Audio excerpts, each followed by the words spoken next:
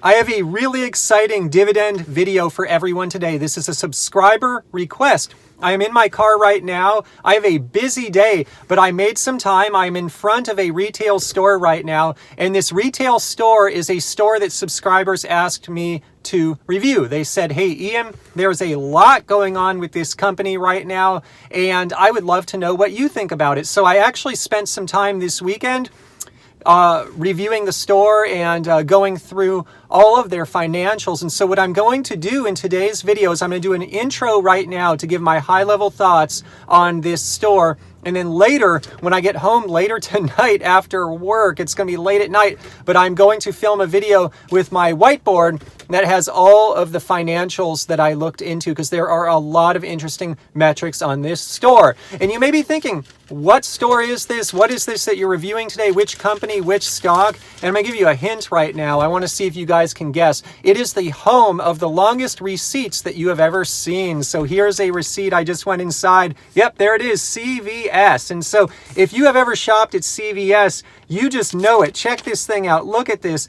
They give you the longest receipts that you have ever seen in your lifetime. And it's really funny. They're kind of known for that. But CVS, it's really interesting because they're a store. They're kind of a neighborhood convenience store, but they're also a pharmacy. But now they're also a health insurance company because they're going through a merger, very expensive acquisition of a health insurance company called Aetna. So the home of these incredibly long receipts, they are now kind of a three-pronged approach company. They are going after, I would say, the health space in a big way through their pharmacy and through their acquisition of Aetna, but also they've got that kind of retail presence, which I think is important. I mean, even in the days of Amazon, where you can get Amazon Prime, you can get stuff right away. Nothing beats the convenience of literally just walking down the street or driving down the street and being able to pick something up right away. Not to mention, a lot of folks need to go in to pick up their prescriptions, and then they're distracted with all the other things CVS sells, and they get pulled into buying those things.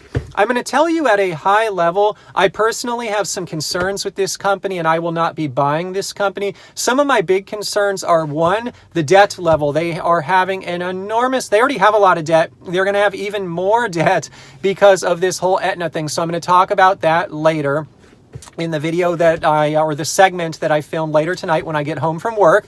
The other thing that I would say that this company bothers me a little bit is I feel in some ways from a marketing standpoint, they're kind of two-faced. And you guys know that I own a lot of sin stocks. And the challenge that I face with CVS is they are imposing their values, if you will, on the consumer. Because they made a stance a few years ago and they said, hey, consumers, we're not going to sell the products that these sin stocks make anymore. We're kind of making a stance, we're making a decision, and we're telling you what's right and what's wrong for you. And by not selling these products, we're telling you that these products the sin stocks make, they're wrong, and we're saying that we're going to make up your mind for you. And so on the other side of things, however, they do sell alcoholic beverages. And I know at CVS, oftentimes when I'm there, that is one of the most crowded aisles. That is what people are going to buy. They sell a lot of alcohol there. And so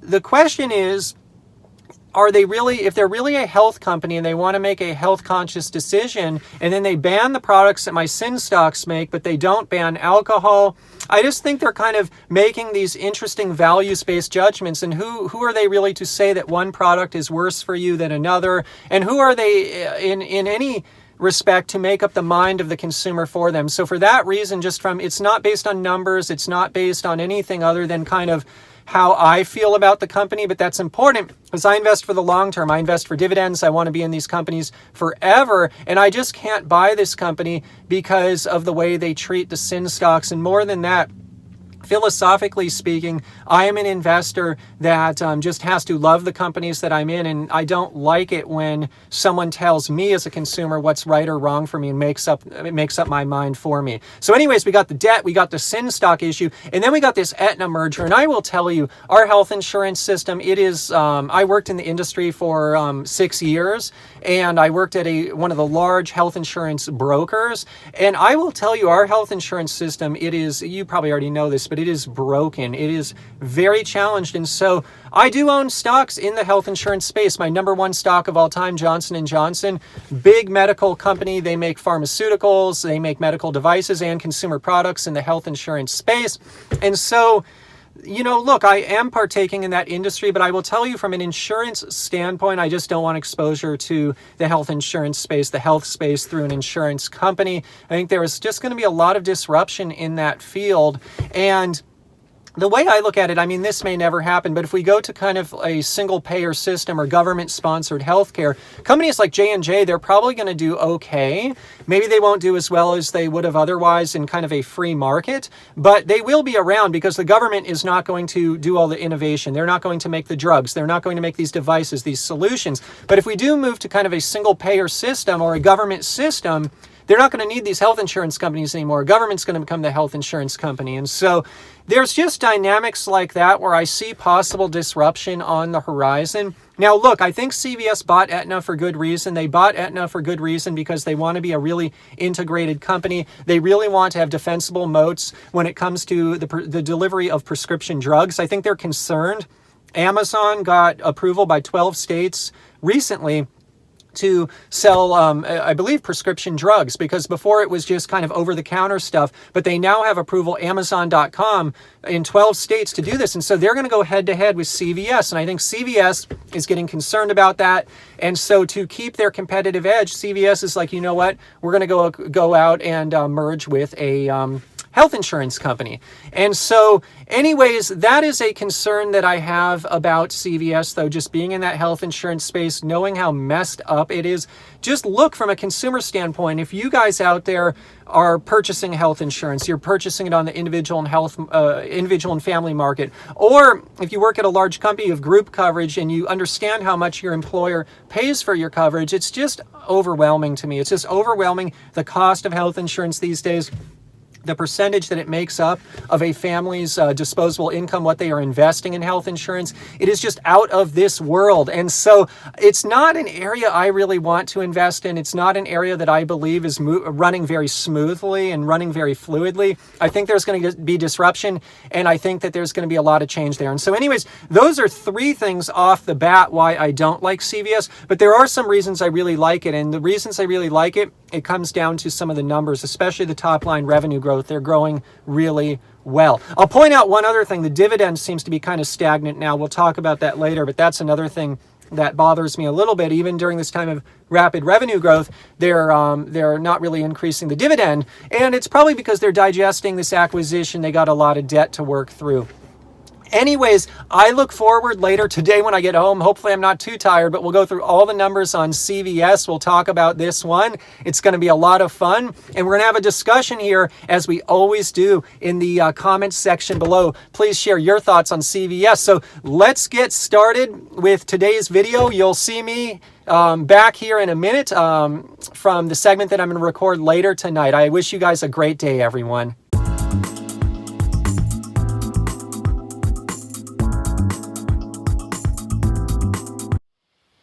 All right, everyone. So I want to jump right into the numbers with CVS. So I looked at the 2017 annual report and I learned a ton of insights. First and foremost, though, let's look at this. The share price is $55.96 per share. The share price is substantially lower than its peak. Just a few years ago, in July of 2015, it was trading at $112. So basically this stock has gotten cut in half over the last few years. It is not performing very well from a stock price perspective. Not necessarily a red flag, but certainly worth taking note of that. Now the dividend is $2 per share. If I take that, I divide by the share price, the starting yield is 3.6%. Now, this company had been growing the dividend pretty aggressively, although the dividend increases over the last few years have gone away. It's been flat. 2017, 18, 19, it's projected that this is just going to be flat at 50 cents per quarter or $2 per year. Now, if you look back, though, to 2014, it was 27.5 cents. So the dividend has increased quite a bit over the last 5 years. It's increased by 82%. Or a compound annual growth rate of 12.7%. But the fact of the matter, is this compound annual growth rate. It's a little bit deceptive because the dividend has gone nowhere in the last few years. 2017 and 18 and 19 been flat at $2 per share per year or 50 cents per quarter. The bulk of this growth happened before 2017, and so that's when the growth was happening. And so if I were looking to buy CVS right now, which I am not, I would more or less assume that the dividend probably isn't going to grow anytime soon, especially because they already have a massive amount of debt and they are taking on even more. We will get into that later. I did some balance sheet analysis that you'll find very, very interesting. So anyways, moving on, the market cap is $72 billion. Big company for your local neighborhood pharmacy. So that's very interesting. And I looked at 2017 versus 2015.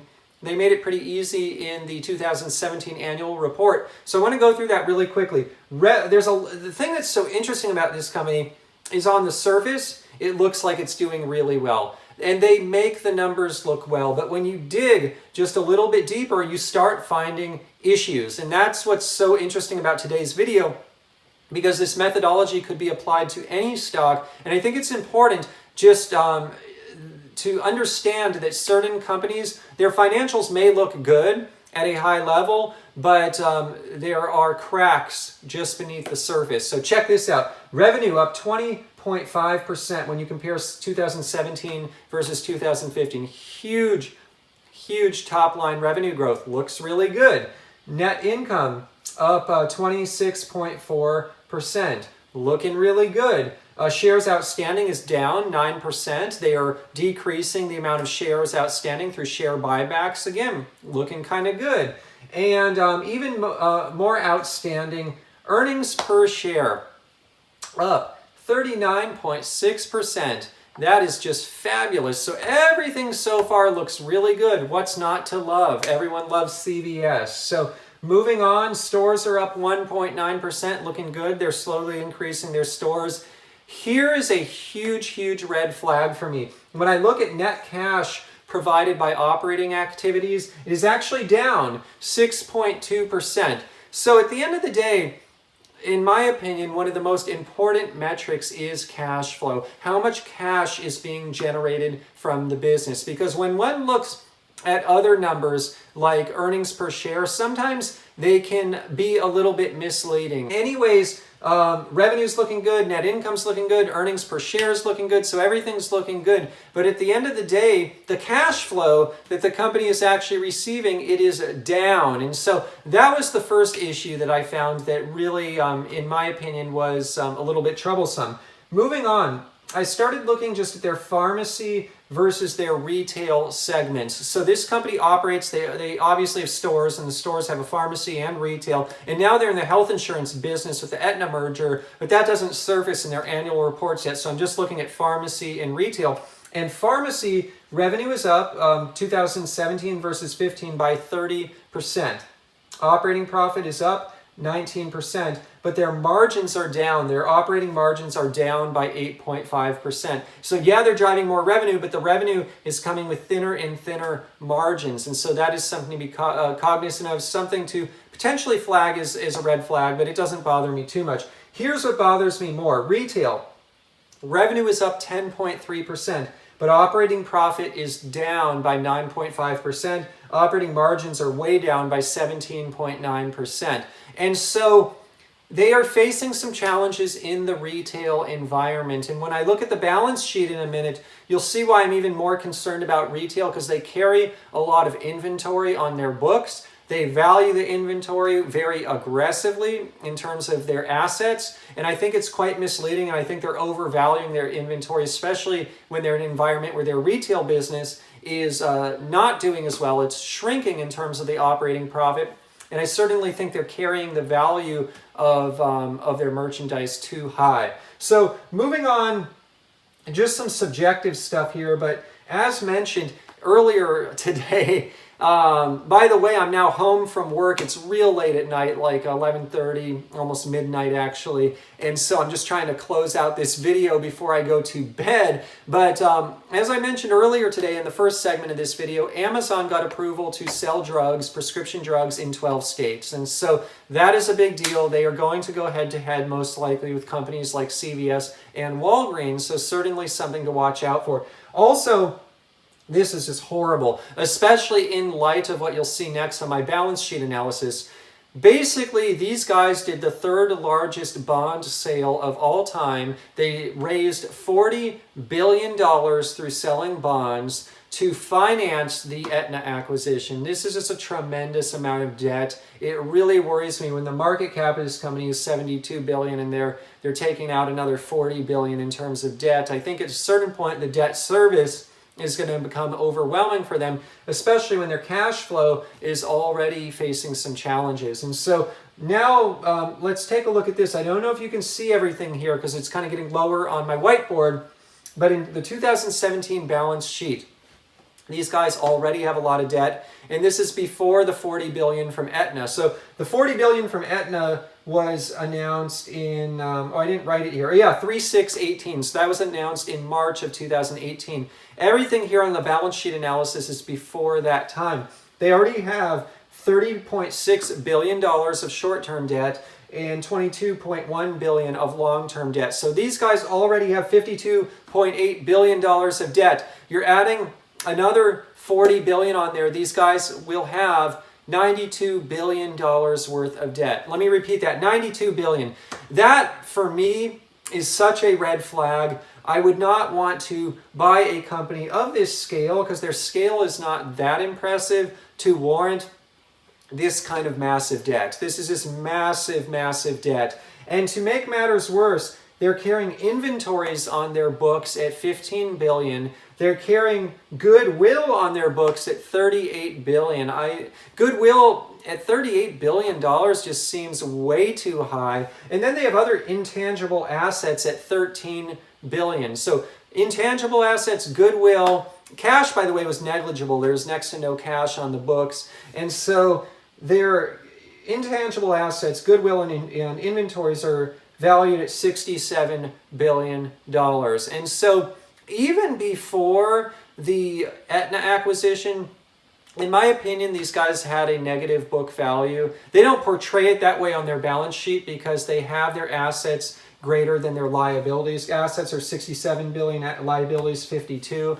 But that being said, these assets, I think they're worth probably about half of what they're carrying them at. And so I already think that this company had a negative book value before Aetna. Now, even before discounting the assets, they're going to, well, I don't know what kind of assets Aetna brings to the table, but clearly from a debt standpoint, it's just getting out of control. And so I look at this as a company where the debt is a way bigger than the real value of the assets. So something that just totally freaks me out about this company. And so there are pros and cons here.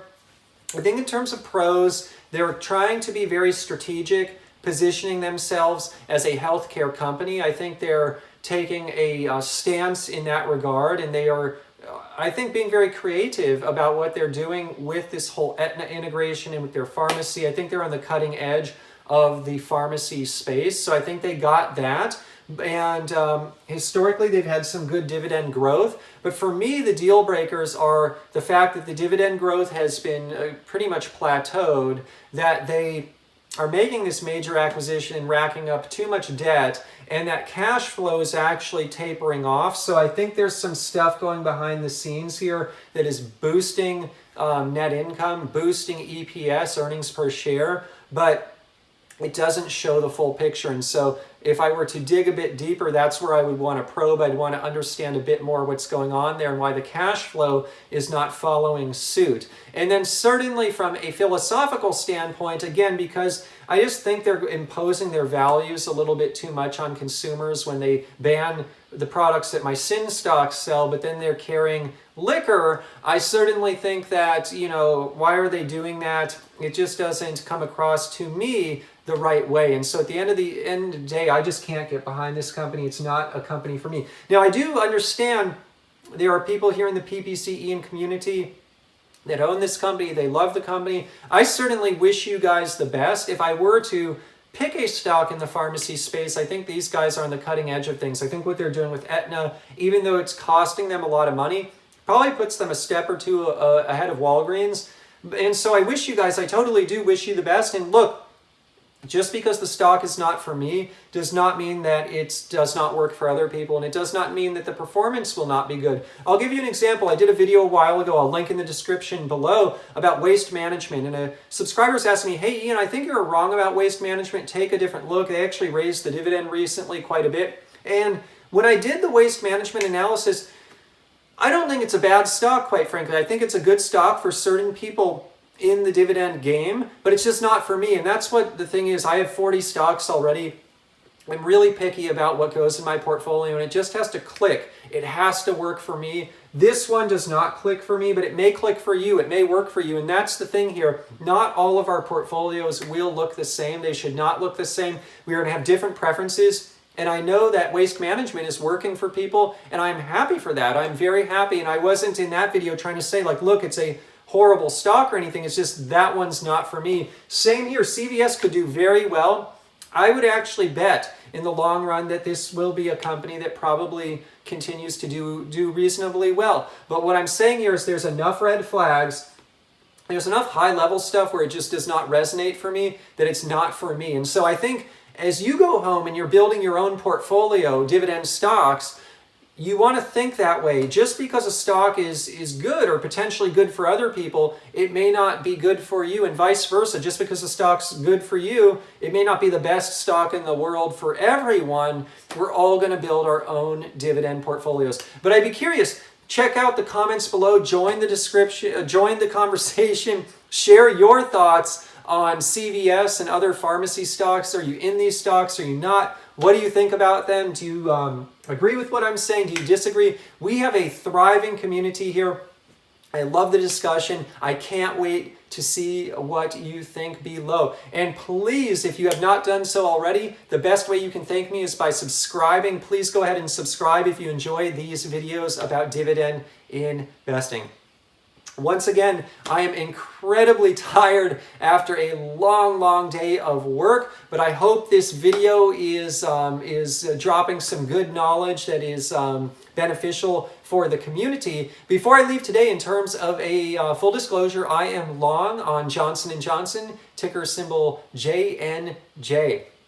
Before I leave today, a friendly disclaimer. Today's video is not investment advice. I'm not a licensed investment advisor. Today's video is just for your fun and entertainment. If you're going to go out and invest money in the stock market or anywhere else, please consult a licensed financial advisor first. Literally just sharing my journey here on YouTube for fun and entertainment. All right, everyone. I will see you in the next dividend investing video.